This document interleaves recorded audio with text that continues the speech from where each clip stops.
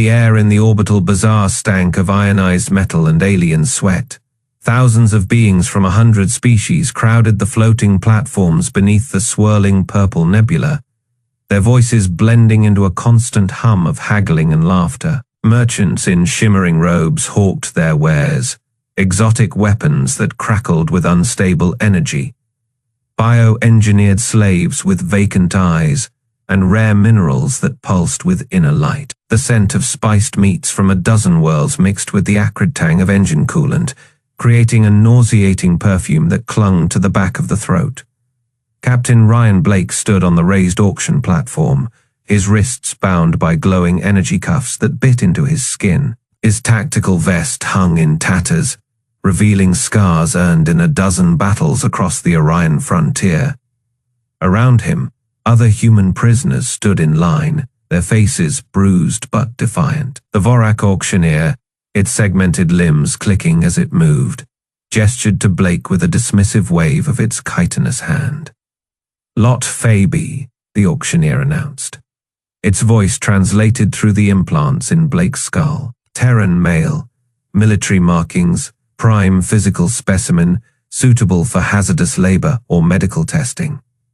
A ripple of laughter moved through the crowd of alien buyers. A hulking Kralix mercenary with obsidian skin snorted, his 4 nostrils flaring. "What use are these soft things? Their bones snap like twigs." Next to him, a slender Zenthian trader adjusted her breathing mask. "They're cheap," she said, her voice muffled. "Disposable labor for asteroid mines. Who cares if they break?" Blake's jaw tightened, but he kept his face neutral. He had been in worse situations. Behind him, he could hear the quiet, steady breathing of the other prisoners. Lisa Hayes, the engineer who could rig a fusion reactor out of scrap, and Corporal Diaz, whose demolitions expertise had leveled a Vorac outpost on Tau Ceti 3. They were all waiting, watching the auctioneer tap a clawed appendage against a holographic display, and Blake's profile flickered into existence. Service record, physical stats, a list of skills the Vorac had deemed valuable enough to catalog.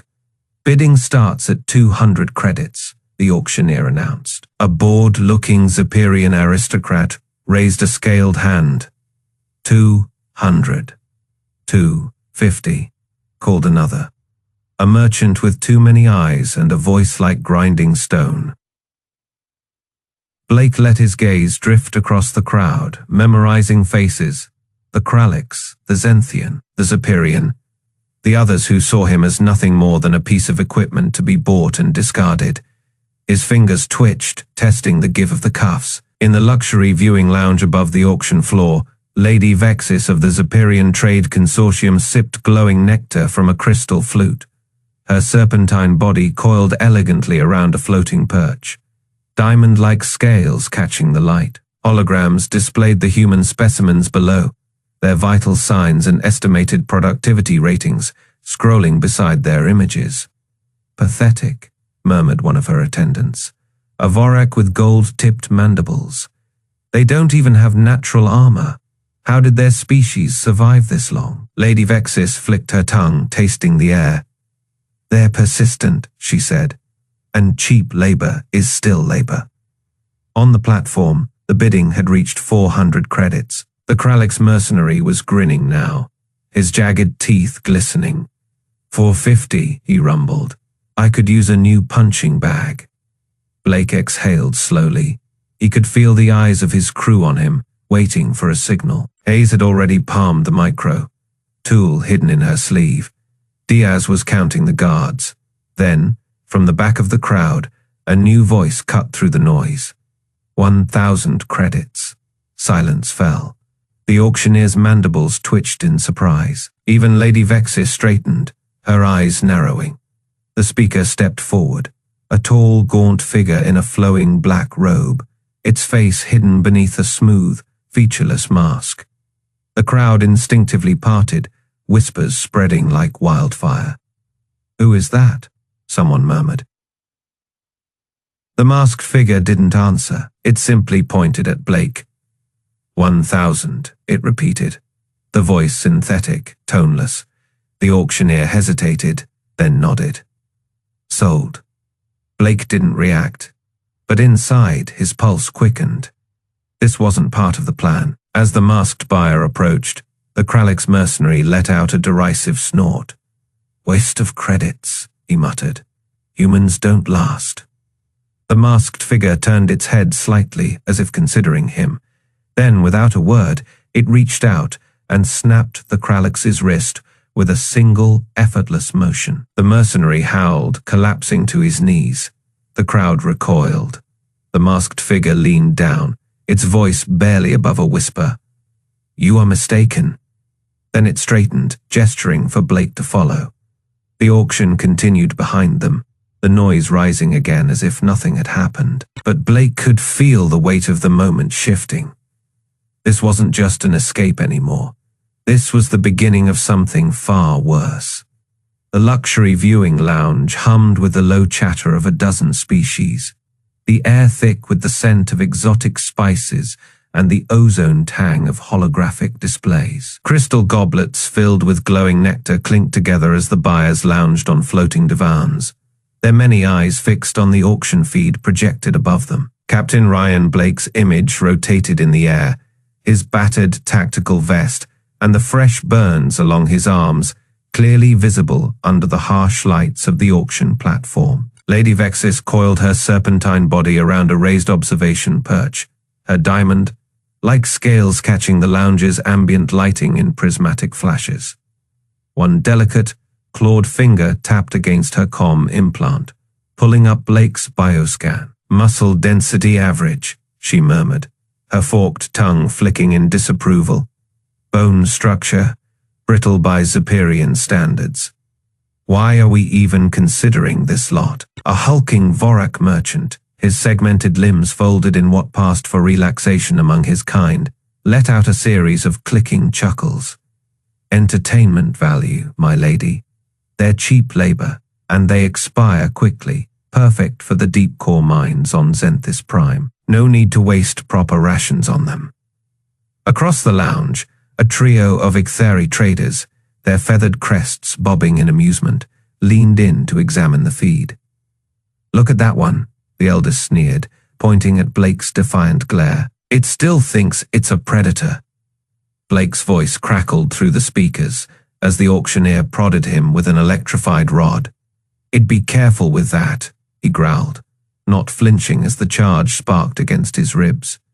"Last guy who poked me lost a hand." The lounge erupted in laughter, a symphony of chirps, hisses, and guttural barks. Lady Vexis rolled her luminous eyes. Delusions of grandeur.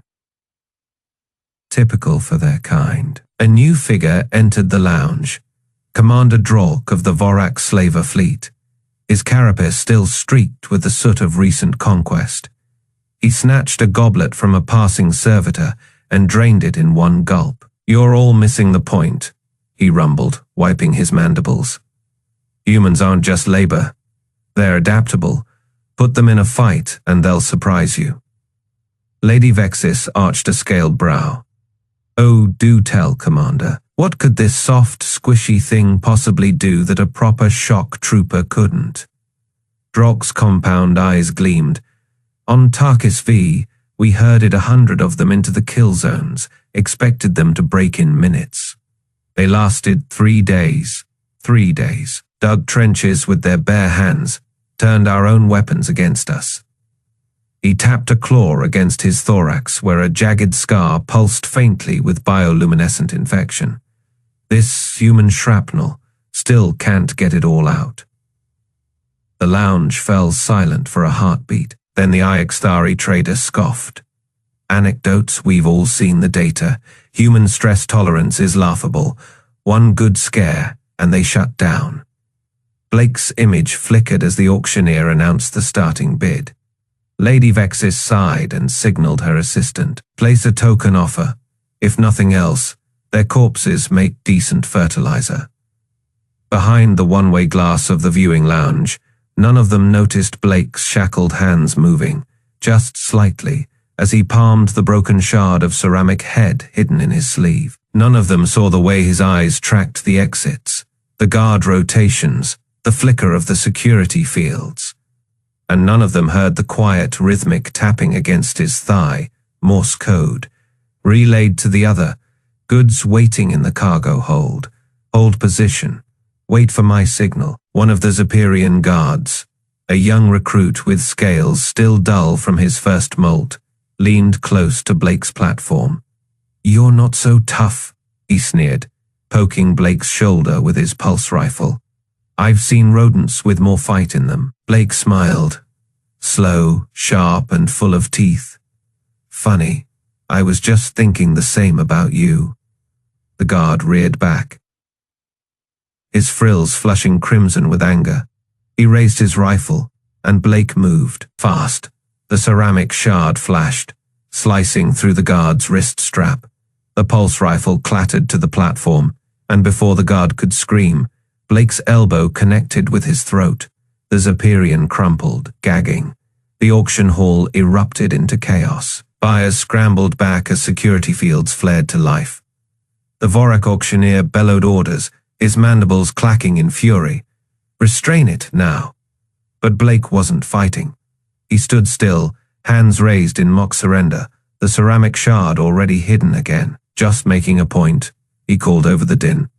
His eyes locked onto the viewing lounge's mirrored surface, where he knew the real buyers watched. "You're buying the wrong humans." In the lounge, Lady Vex's scales rippled in irritation. "Double the sedation dose for that one," she snapped to her assistant. "And tell the auctioneer to stop wasting time. We have real merchandise to move." Commander Drolk, though, didn't look away from the feed. His antennae twitched. That was a mistake. Lady Vexis flicked her tail. "Oh, relax. It's contained." Drolk's voice dropped to a whisper only she could hear. "No, you don't understand. Humans don't make mistakes like that. They don't act out unless they want to be seen." He turned his massive head toward her, his eyes dark. That was a message. Outside, the auction continued. The bids rolled in, and in the cargo hold, Lisa Hayes' stolen comm device beeped once, receiving Blake's signal. The goods were ready to trade. The cargo hold stank of sweat and ozone, the air thick with the musk of too many bodies pressed into too small a space. The humans had been packed like cargo, wrists bound with energy cuffs that hummed faintly against their skin. Captain Ryan Blake sat with his back against the cold metal wall, his fingers twitching against the restraints. Around him the others waited, Lisa Hayes, her engineer's hands flexing like she was already working on an invisible problem. Corporal Diaz with his head tilted like he was listening for something in the ship's groaning hull. A low chuckle cut through the silence. "You ever think we'd be worth so little?" Diaz muttered, rolling his shoulders. 500 credits, that's insulting." Hayes snorted. "Speak for yourself. Lady Vexis bid 800 for me." Blake didn't smile. His eyes were fixed on the ceiling, where a flickering light pulsed in time with the ship's engines. "They're not just selling us," he said quietly. "They're selling the idea that we're weak. That's the real product." A shadow passed over the group as one of the Vorac guards stomped past, its segmented legs clicking against the deck. The aliens hadn't bothered to post more than a few sentries. Why would they? Humans were soft, fragile. No claws, no venom, no natural armor. Just flesh and bone. Hayes waited until the guard's footsteps faded before shifting closer to Blake. "You got a plan, or are we just sitting here until they throw us in a mine?" Blake's fingers curled into his palm. "You still got that micro tool?" she smirked. "Taped to my thigh. They don't pat down merchandise very well." Diaz leaned in, his voice a whisper. "I lifted a comm off one of the guards when they shoved me in here short range, but it's something." Blake nodded. "Good. Hayes, get those cuffs off. Diaz, see if you can patch into the ship's systems. I want to know where we are, what's around us." Hayes twisted her wrists, the hidden tool clicking as she worked at the energy bindings. A soft hiss escaped her lips as the cuffs loosened. then fell away. She rubbed her raw skin before moving to Blake's restraints. These things are cheap knockoffs, not even proper military grade. They really didn't think we'd try anything. Diaz had the comm in his hands, fingers flying over the alien interface. Ship's called the Prophet's Blade. Vorac merchant vessel, but it's got some retrofitted weapons. Light plasma cannons. Nothing we can't handle. And get this, we're not alone. Therese a whole convoy, 3 other slavers, plus a Zapirian luxury yacht. Must be where the high rollers are watching the show. Blake's jaw tightened. They're not just selling us, they're making a spectacle of it. Hayes freed the last of the cuffs, tossing them aside. So what's the play, Captain? Blake flexed his fingers, feeling the blood rush back. We take the ship. Diaz barked a laugh. Just like that. Just like that. Blake's voice was calm, but there was fire in his eyes. They think we're helpless. That's their mistake. Hayes was already moving, her fingers tracing the seams of the cargo hold's access panel. I can reroute power from here. Hit them with an EMP. It'll fry their systems for a good 30 seconds, long enough for us to move. Diaz whistled low. You're scary. You know that. She shot him a grin. You're just figuring that out now. Blake stood, rolling his shoulders. Do it on my mark. The humans tensed, muscles coiled like springs. Hayes' fingers danced over the wiring, her breath steady. Then, now. The EMP burst was silent, but the effect was instant. The lights died, the hum of the engines stuttered out. The ship plunged into darkness, the only sound the startled shouts of the Vorac guards. In the black, Blake's voice was a whisper. Welcome to hell, gentlemen. Then the humans moved. Diaz was first, lunging for the nearest guard. The Vorac never saw him coming. The crack of its exoskeleton breaking echoed through the hold. Hayes was already at the door, her stolen tool jamming the lock mechanism. It hissed open, revealing the dim red glow of emergency lighting. Blake stepped into the corridor, his fists clenched. The ship was theirs for the taking, and the galaxy was about to learn why you didn't trade in human lives. The emergency lights flickered to life, bathing the cargo hold in a pulsing crimson glow. Alien shouts echoed through the corridors. Panicked, disorganized, the humans didn't waste time. Lisa Hayes twisted the makeshift shiv in her cuffs, slicing through the last of her restraints. "EMPs fried their systems," she said, tossing the tool to Corporal Diaz. "We've got 5 minutes before backups kick in." Diaz caught it mid. Air already working on his own bombs. Plenty of time. His grin was all teeth. Blake yanked his chains free with a grunt, the metal links snapping under brute force. Around them, the other prisoners followed suit, some using hidden tools, others sheer desperation. A Vorac guard stumbled into the hold, his segmented limbs flailing as his optics adjusted to the dark. He never saw Blake coming. The human captain lunged, wrapping the chain around the alien's throat. The Vorac thrashed, mandibles clicking in panic, but Blake twisted hard. A sickening crack silenced the struggle. "Move," Blake ordered, stripping the guard of his sidearm. The weapon was too large for human hands, but it would do. The team fanned out. Hayes sprinted to a wall panel, prying it open with her fingers. "They've got manual overrides here, old-school wiring. Lucky for us, the galaxy's too reliant on tech." Sparks flew as she rerouted power, her hands a blur. Diaz was already at the door, planting one of his stolen charges at the hinges. "Fire in the hole," he muttered, ducking as the explosion blew the hatch inward. Alien screams erupted from the corridor beyond. A trio of Zapirian guards recoiled, their jewel-like scales reflecting the firelight. Diaz didn't hesitate. He charged, driving his shoulder into the first one's gut. The alien wheezed as the air left his lungs, and Diaz finished him with a brutal elbow to the spine. The second guard raised a pulse rifle too slow. Blake's stolen sidearm barked once, twice. The alien dropped, his chest smoking. The third guard turned to run. Lisa stepped into his path, a length of broken pipe in her hands. "Wrong way," she said, and swung. The crack of impact echoed down the hall. Blake didn't pause. "Bridge is 2 decks up. Hayes, can you lock down the rest of the ship?" She was already typing commands into a stolen datapad. "Done. Life support's rerouting to the lower decks. They'll be too busy choking to stop us." The team advanced, clearing corridors with ruthless efficiency. A Vorac engineer lunged from a side room, claws extended. Diaz put a bullet between his eyes before the alien could blink. "Keep up," Blake growled, kicking open another door. The next chamber was a holding bay, rows of cages filled with more humans.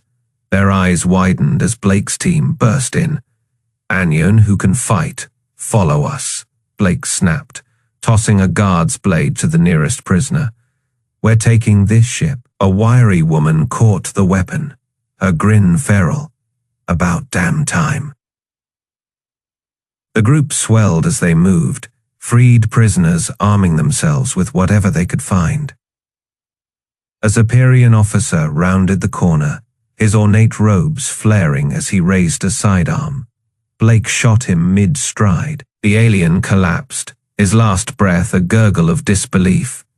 Blake stepped over the body, his voice cold. "You thought we were weak?" He crushed the alien's comm under his boot. "We invented war." Alarms wailed as the ship's systems struggled to reboot. Hayes tapped her ear, a signal. "Backups are online in 60 seconds. We need to move." Blake nodded. "Diaz, rig the path behind us. Slow them down." The corporal was already pulling charges from his vest.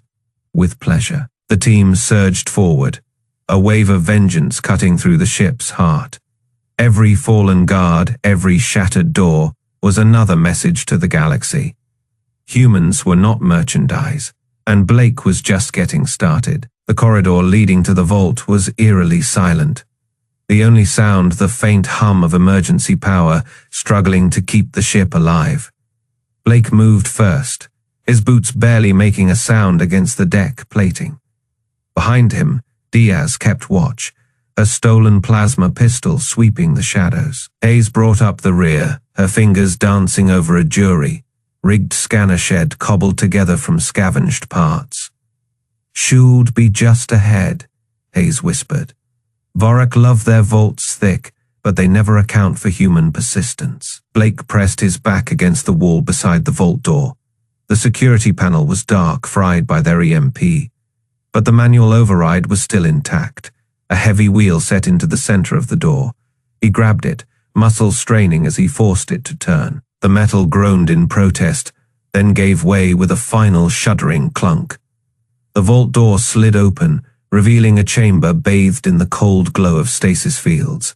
Rows of containment units lined the walls, each one holding something the Vorac had deemed valuable enough to lock away. But it wasn't the stolen artifacts or the crates of exotic minerals that made Blake freeze.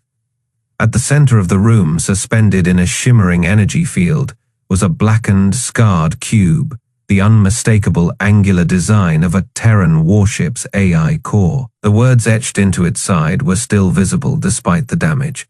USN Defiance, Tactical Override. Hayes let out a sharp breath. "Oh, you've got to be kidding me." Diaz stepped forward, her usual smirk gone. "That's a Defiance class core, top-tier military hardware. What the hell is it doing here?" Blake's jaw tightened. He reached out, his fingers hovering just above the stasis field. The AI core pulsed faintly, as if sensing his presence.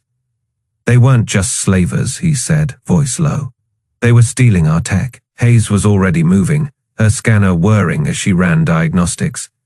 "This isn't just any core. It's got override protocols, full command access to any Terran warship in range. If the Vorac cracked this, they could have hijacked half the fleet." A cold realization settled over the group. Blake turned to Diaz. "That's why they took us, not just for labor. They wanted intel. They wanted us to talk." Diaz's grip on her pistol tightened. "Bastards." Hayes tapped at her scanner, then cursed. "Blake, we've got a problem." the stasis field's on a backup grid. If we disable it, the whole ship'll know we're here. Blake didn't hesitate. Do it. Hayes' fingers flew over the controls. The stasis field flickered, then died with a hiss. The AI core dropped into Blake's waiting hands. Its surface warmed to the touch. For a second, nothing happened. Then, a soft blue light emanated from its core, and a voice, calm, synthetic, and unmistakably human, filled the room. Identity recognized. Captain Ryan Blake, USN Vanguard. Authorization code required. Blake exhaled. Override code Sierra Tango. 7-9 Zulu. The core pulsed brighter. Authorization confirmed. Awaiting orders, Captain. Hayes let out a disbelieving laugh. You've got to be kidding me. It still works. Blake didn't smile. Defiance cores don't break. They just wait. He turned to the others. We're taking this back, and we're making sure the Vorac regret ever laying hands on it. Diaz cracked her knuckles. About time we gave them a real show. The AI core's light intensified. Warning, hostile signatures detected. 12 life forms approaching this location. Blake hefted the core, his voice steady. Then let's not keep them waiting. The vault door slid shut behind them as they moved, sealing away the last of the Vorac's stolen treasures. But the real prize was already in their hands. And with it, the means to turn the tables on every alien who'd ever thought humans were just another commodity to be bought and sold. The bridge alarms wailed as sparks rained from shattered consoles. Blake wiped blood from his brow with the back of his hand, fingers leaving crimson streaks across his temple.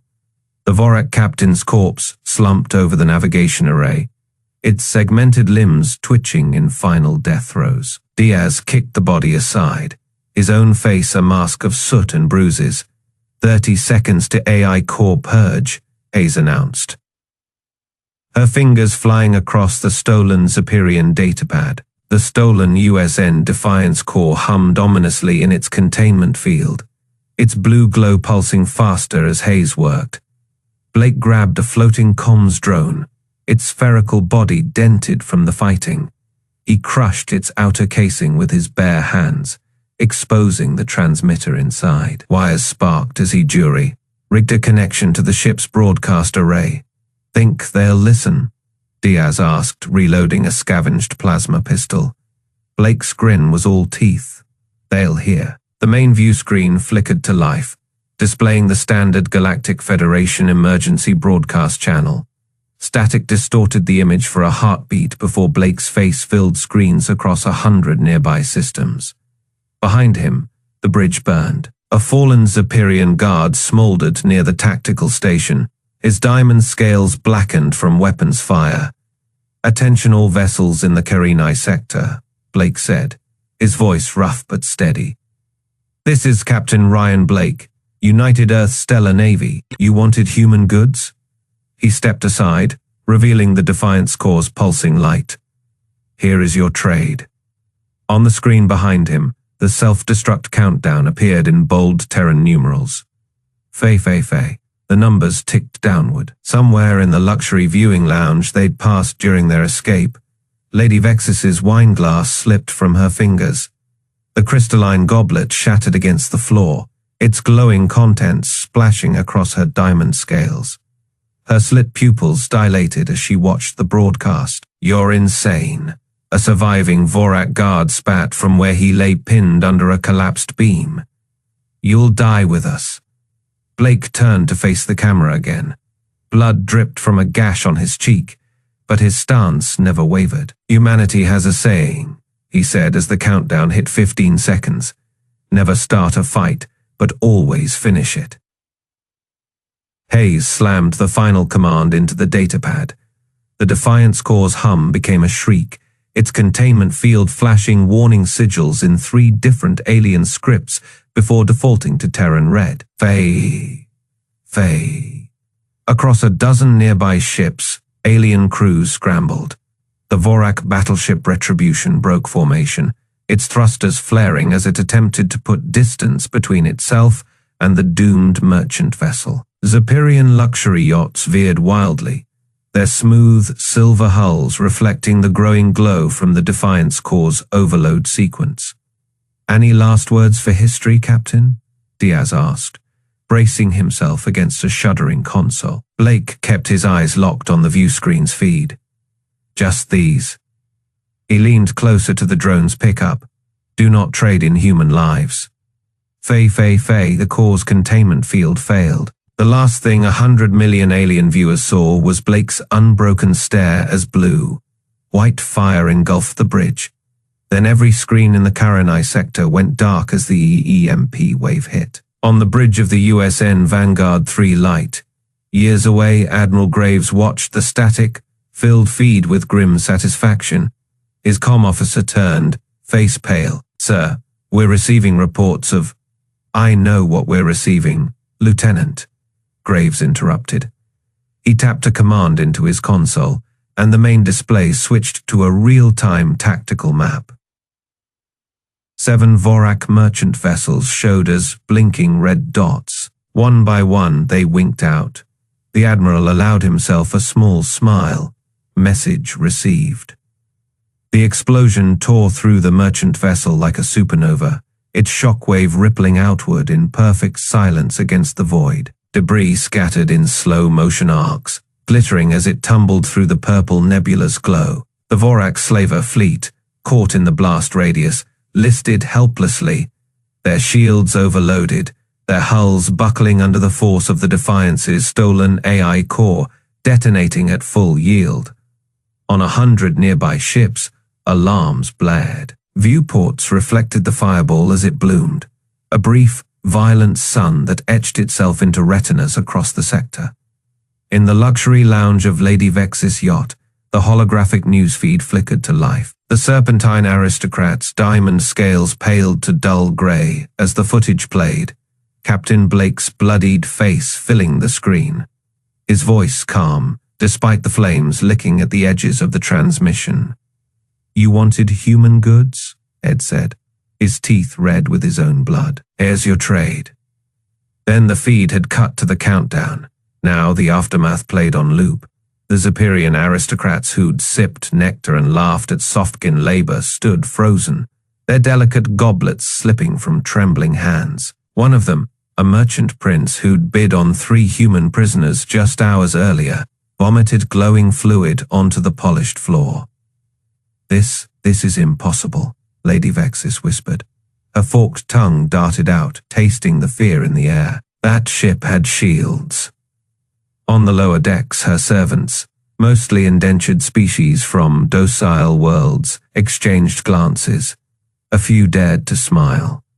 3 systems away, the Galactic Trade Commission's headquarters erupted into chaos. Screens displayed the same footage, data streams scrolling too fast for most species to follow. A harried Zelthian analyst slammed 4 of his claws onto the console. "They rigged it," he hissed. "The humans. They didn't just escape. They weaponized the auction." His superior, a bulbous Girthan with too many eyes, pulsed with distress. "How? Their tech was confiscated. They were chained." The analyst pulled up the security logs. The footage showed Corporal Diaz, smiling, as she welded a plasma charge to the Defiance's core. Lisa Hayes, her fingers flying over a hijacked control panel, rerouting power from the ship's engines to the detonator, and Blake standing guard at the door, his stolen Vorac rifle smoking. They let themselves be captured, the analyst realized. This was a trap. Aboard the USN Vanguard, Admiral Core watched the same transmission from her command chair. Around her, the bridge crew worked in silence, their faces grim. The only sound was the steady beep of incoming fleet reports. "Admiral," her comms officer said softly, "the Zapirian consortium is hailing us. They're requesting a ceasefire." Core's lips curled. "Put them through." The hologram shimmered to life, revealing a scaled diplomat, his crest flattened in submission. "Admiral," he began, "this unfortunate incident," Core interrupted. You mean the war crime of trafficking human prisoners? The diplomat flinched. We were unaware the Vorac were. Save it. Kor leaned forward. Hares, what happens now? Every human in your holding cells is released. Every ship carrying so much as a thread of human-made tech is impounded, and if I ever hear of another auction block, she nodded to the frozen image of Blake's broadcast. That was a mercy. The transmission cut on a dozen fringe worlds, in smuggler dens and slave pits. The news spread like radiation. Humans weren't just resilient. They weren't just clever, they remembered. In a dank cell on Vorac, Faye, a human prisoner, left to rot after a failed escape, lifted his head as the guard's comms erupted with panic chatter. He didn't understand the language, but he recognized the tone. He smiled. The final broadcast played on every public screen in the Federation's capital. Blake's message, spliced with footage of the explosion, ended with 10 words that would echo across the stars. Do not trade in human lives, we always collect. And for the first time in galactic history, the merchants listened.